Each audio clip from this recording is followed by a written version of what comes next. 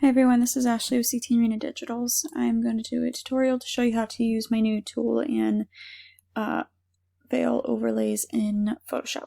I already have my image open. I'm going to be using multiple different overlays for this image. I'm just going to go ahead and get started by going to File and Place Embedded. Navigate to the folder with your overlays. Most of these are white, some of them have a bit of a beige tint to them. Doesn't really matter. You can change it to, you can take a black and white layer and put it over it if you want it to be a true white. And you can change the colors of these as well, which I will show you how to do in the tutorial. So I'm just going to choose this one, no particular reason. And then you want to resize and put it wherever you want it. Now the light is coming from laying right here on this overlay, so and my light is coming from this side, right side on my image, so I want that to match. That's important. This edit, I'm going to kind of do the fabric blurred behind her. You don't have to, it's just the way that I want to do it. So if you were wanting this to be a true white, I would just add a black and white adjustment layer and then merge that with your overlay layer to make that a true white. And now you do have to change the blending mode of these to screen, depending on how dark your image is. If you see like a little bit of a white box around your overlay, which I don't think this one is going to be, okay, so this is perfect. So this line right here, it just simply means that it just needs to be a little bit darker because the background's so dark. So all you would have to do, you could brush it off, but all I do is I either grab my burn tool on shadows and I just brush it right there and it gets rid of it. It just simply makes it darker. Or you could go over and just add a levels layer and clip it to your overlay and just bring those shadows up and it gets rid of it like that. And then you would just have to merge those layers together again if that was what you chose to do. Every time you flatten it with a layer, you're just going to have to change the blending mode back to screen. So I can resize this. I can leave it white if I want. I'm going to have some of these layers behind my subject, so I'm going to go ahead and hide my overlay for now. I'm going to come down to my background layer. I'm going to go to my quick selection tool and select subject up here at the top.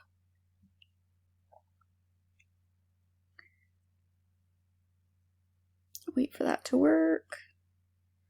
Photoshop's being kind of slow today.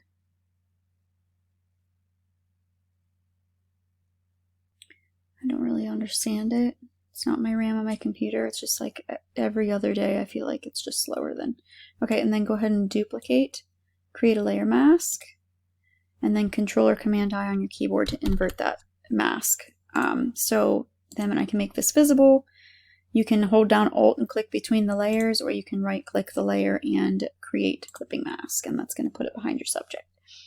Again, I could keep it white, but I want to turn it pink. So anything that I do to my overlay, I want to just do to my overlay. So I'm going to unclip it from my backdrop, or you can right click and release clipping mask. Now, there's a couple different ways you can do this, but there's better ways to do it. You could create a new layer and clip it to your overlay on color blending mode, and you could grab a brush. You could hold down Alt on your keyboard and select a pink from her dress if you want the overlay to match, and you can brush it over. Oops, I'm only on 10% opacity. I would do 100.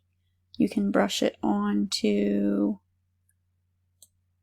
your layer, and then I would reduce that a little bit because it's kind of too saturated. That's one way you can do it, and then you would have to merge those layers and change the blending mode again, and then it would be pink. Another way you can do it, which I'm going to go back in my history, delete that layer, is you could add a hue saturation layer above that and clip it to your overlay, and then press this colorize checker right here, and that is going to make it so you can change it whatever color you want.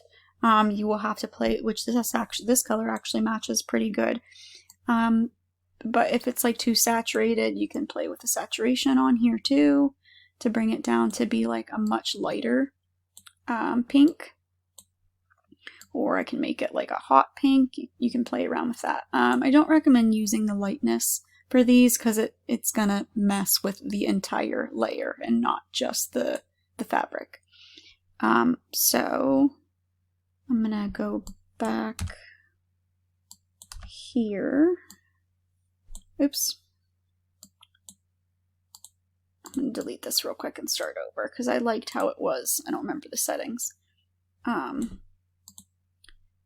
For this right here, that actually matches like perfectly. So I am going to use that option, and then I'm going to merge my layers, my hue saturation and my overlay layer, and then change it back to screen. Actually is still a little bit saturated, so I'm going to add a hue saturation layer again and clip it and drag down that saturation just a little bit. Merge and screen. Now I could just leave this, and I could, after that, you can kind of move it around and see if there's another place you want to put it. If you want to add extra fabric, you can edit it in that way. But I kind of want to do a few different layers behind her. This actually does look really pretty in focus, but her dress and her hair are moving. So this looks like it's kind of already moving, the overlay, but I want to add a little bit of a motion blur. So I'm going to go to blur, motion blur, and I'm just going to tilt it the way that it looks like her hair is blowing, which that's a good angle. I don't want that much added to it. I'm going to probably do about maybe 25, more than that. Let's do about 35 and press OK. Okay, and then I want to add another layer, so I'm going to go to File and Place Embedded and pick another one. I want one that's kind of shaped here. I'm going to choose this one.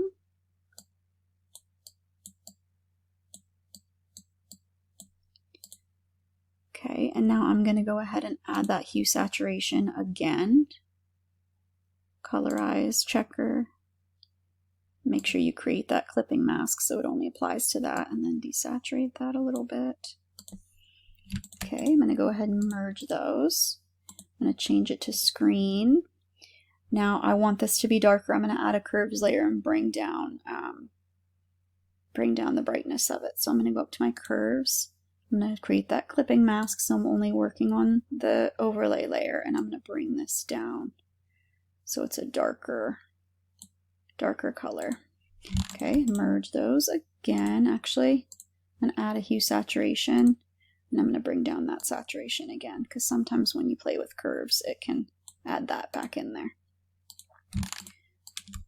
Merge all three of those. Change blending mode back to screen. I'm going to go up and I'm going to add that motion blur, and it's already right up here at the top because that's the last filter I used, so I can just go ahead and press that. Okay, and then I'm going to clip that one too, and that would also go behind her. I could leave it in front of her and just play around with where I want it placed.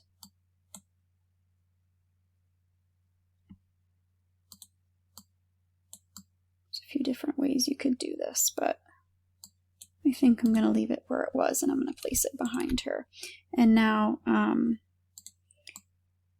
you would need to add in some shadow on this. So I would unclip it again, create another layer, multiply blending mode, and this edit doesn't have to be like this extensive. This is just, I'm showing you a more extensive one to show you multiple different ways you can use them.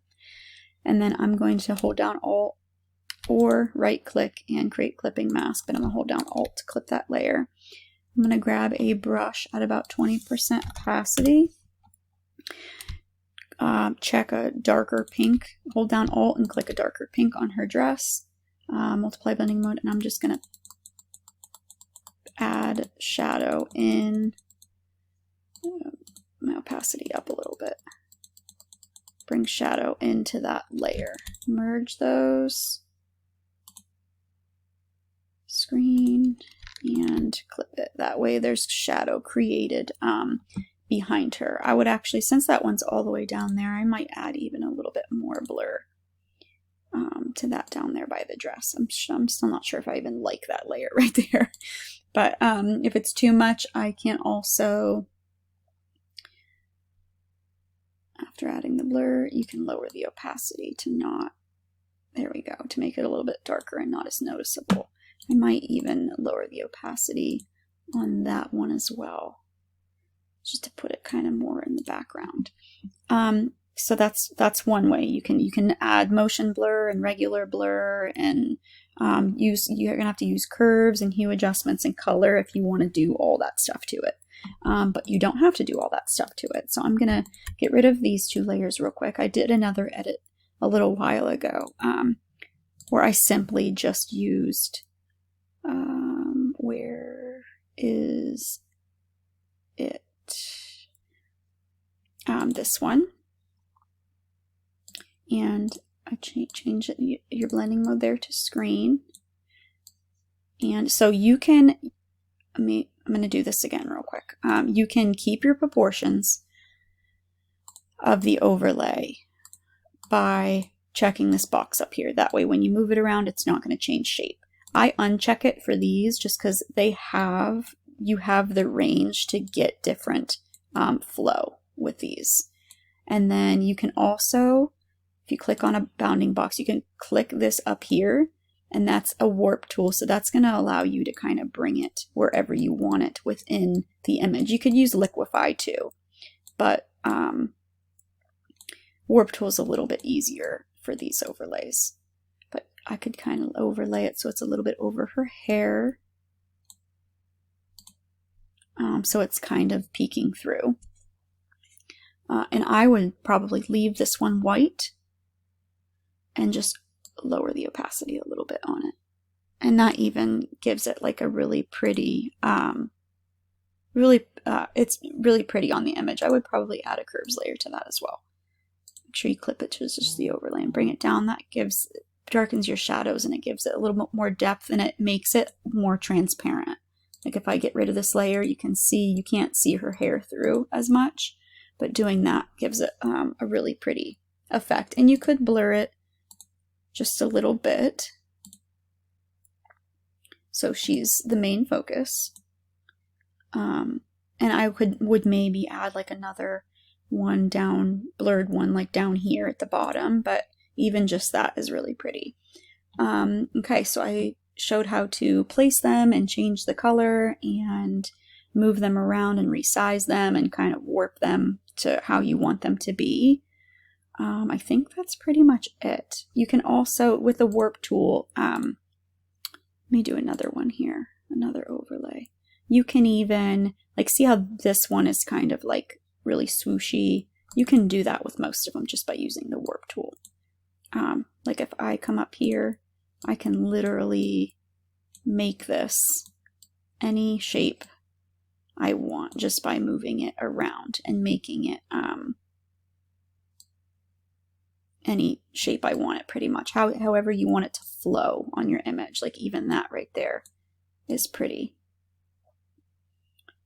I actually might use that for this one. Change it to screen. I'm going to drag it down.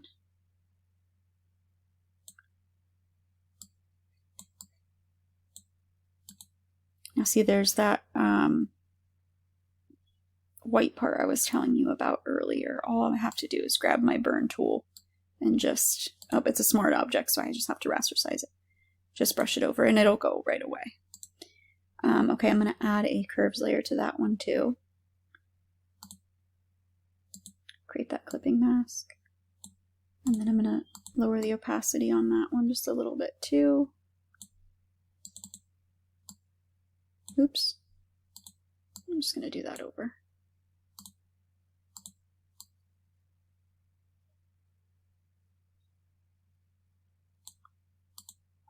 Okay.